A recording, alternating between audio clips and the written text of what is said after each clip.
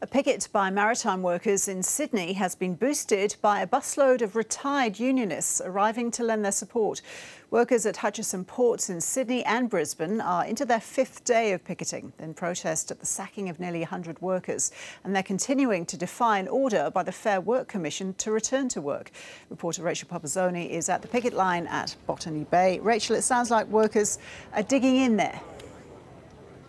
They certainly are, Ros. We've heard just an hour or so ago quite a vocal response from a lot of MUA workers, but also from other unions. There's a lot of support here. As you mentioned, busloads of union members have turned up here at Port Botany, and the representative from the MUA here in Sydney, Paul McAleer, addressed the crowd of about 200 to 300 people a little while ago, saying that the workers at Hutchison have been treated poorly and that they will continue to support them.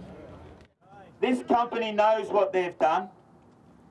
They know they're wrong, as does the vast majority of the Australian community.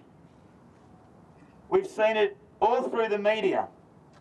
Almost everyone to a person has said that no Australian worker, no matter what industry they work in, deserves to be sacked by text message at midnight.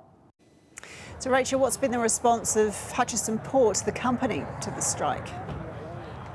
Hutchison has been fairly quiet over the last 5 days, releasing intermittent statements. Now, we've attempted to contact them this morning and they've pointed us towards a statement that they issued last night after the Fair Work Commission ordered these workers back to work. And in that statement, Hutchison said that it expects the industrial relations action to cease immediately, and that the Maritime Union of Australia would ensure that the order is complied with. Now, as you can see behind me, workers here are still not at work, and they have said that they will continue to act in this manner.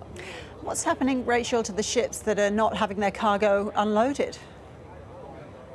Well, a ship that arrived here yesterday, Capitan Tasman, was sent back out to sea and has now come into the port next door. Now, that is run by Patrick, so it's assumed that that contract has now been passed on to another team of stevedores, and so that's work that Hutchison may very well have lost. There are also ships that were due in Brisbane as well. So this is a major impact 5 days in, and workers here not giving any indication of giving up until they get the response that they want from Hutchison. Now, the union is trying to meet with Hutchison this afternoon. Apparently they've tried to contact lawyers and try to organise a mediation process this afternoon, so there may be some further development later today. Thank you, Rachel.